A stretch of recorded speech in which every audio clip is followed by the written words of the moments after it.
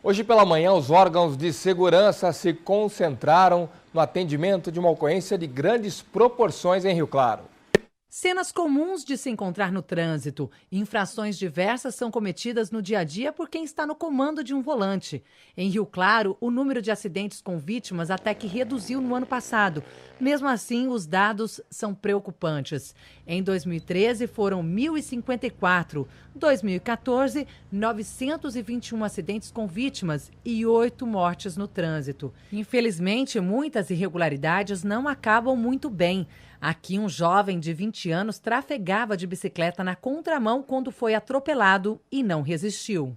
Calma, a gente explica. Tudo não se passa de simulação. Se o moço morreu, você ali de olho fechado, você ouve tudo, né? Foi morte na hora e eu não podia reagir, tinha que permanecer do mesmo jeito e ali com tudo exposto. Um treinamento das equipes que trabalham no resgate e atendimento das vítimas. O bombeiro sempre está participando de todos os treinamentos com a finalidade mesmo de integrar esses órgãos que atuam sempre juntos em ocorrências de gravidade reais. Nós já somos orientados a chegar no circo da ocorrência e classificar as vítimas e socorrê-las por prioridade. Tudo deve chegar ao máximo do real. Aqui, 22 pessoas foram vítimas do acidente. E o tempo máximo de atendimento de todas elas foi de 31 minutos, considerado muito positivo pelos órgãos envolvidos. No cenário de hoje, o resultado foi satisfatório, mas na realidade, os socorristas enfrentam dificuldades que não dependem apenas deles. O trânsito é uma preocupação para quase todas as grandes cidades onde o fluxo de carro tem aumentado. A gente depende da ação da educação e da ajuda da população quando aciona a sirene para poder chegar rápido ao local. As distâncias, às vezes, para a gente poder chegar são longas e o fluxo de carro também. Então, o nosso maior problema é esse, de tempo-resposta é o fluxo. Participaram do treinamento profissionais do SAMU regional, bombeiros e equipes de hospitais públicos e particulares.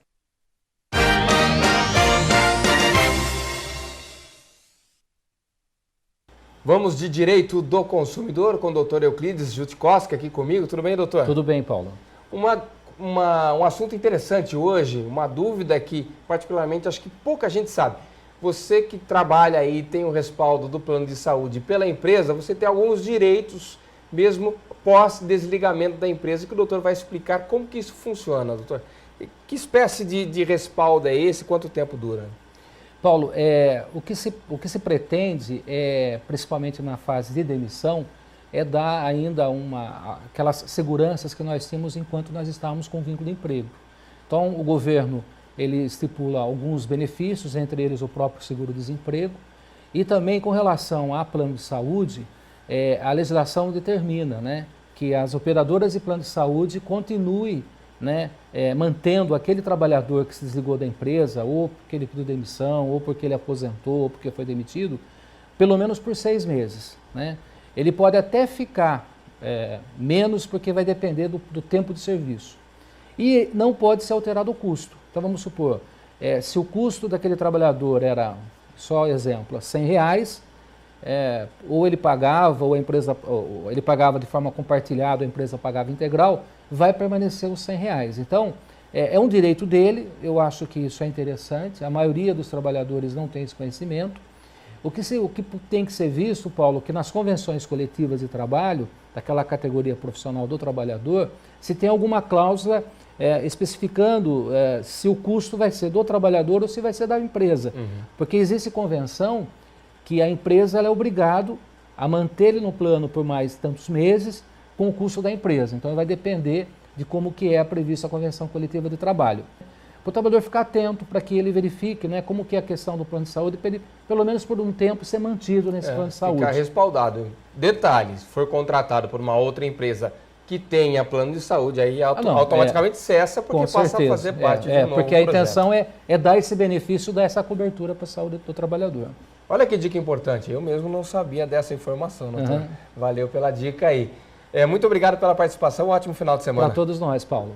Vamos conferir como é que fica o clima, como é que fica o tempo para o final de semana.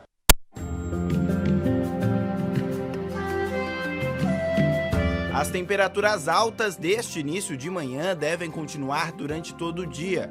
Estão previstas pancadas de chuva à tarde e à noite desta sexta-feira e a máxima deve ser de 35 graus. No sábado, as temperaturas continuam elevadas, máxima de 34 graus, com períodos de nublado com chuva a qualquer hora.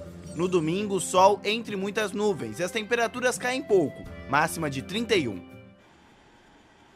Hoje nós encerramos a série Profissões que Resistem ao Tempo. Falamos do sapateiro, do alfaiate, do relojoeiro. Na reportagem que você vai ver agora, não só a profissão é antiga, como também rara, mas ainda praticada, inclusive aqui em Rio Claro.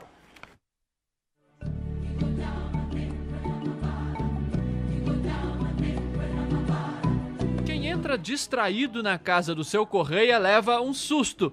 Dá de cara com essa onça. Cara de brava, olhos arregalados. Mas calma, ela é de verdade, mas não está viva. É taxidermizada. Isso mesmo. No grego, taxidermia significa dar forma à pele. Trocando em miúdos, é a técnica de preservação da forma da pele, planos e tamanho do animal. A profissão surgiu para auxiliar a ciência a classificar as diversas espécies. Um aluno de agronomia de Piracicaba, ele foi para os Estados Unidos e trouxe alguns exemplares e começou a fazer alguma coisa. Mas ele não se interessou para essa parte, porque ele era agrônomo, só trouxe. E ele me deu todas as medidas que tirava, explicou, deu aula para mim disso aí. Correia trabalhava na universidade, foi lá que teve o primeiro contato com a profissão. Para conseguir animais para as primeiras experiências, há mais de 60 anos, ele começou a viajar com caçadores. A gente saía coletar aves, eles comiam carne de araras, comiam carne de tudo quanto é animal, anta. E então eu aproveitava as peles e ia desenvolvendo a técnica. O trabalho de taxidermia depende muito da condição climática. Em média, demora 1 mês para o animal ficar pronto.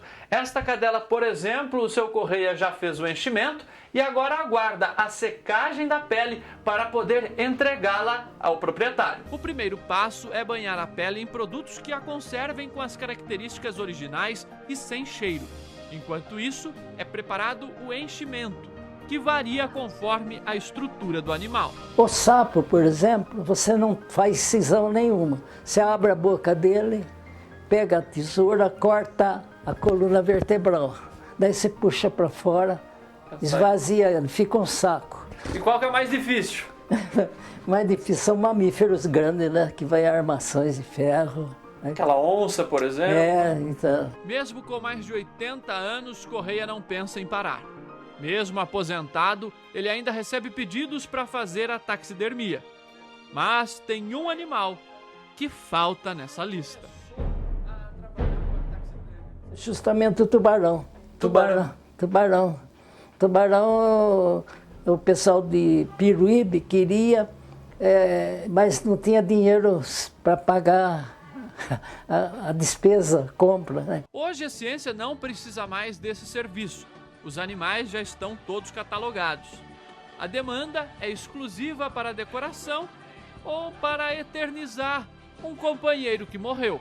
É que nem esse senhor aqui, ele tinha esse cachorro, gostava, ainda eu preferia fazer daquela posição lá, ele exigiu que fizesse assim. Então a gente faz o que a pessoa pede.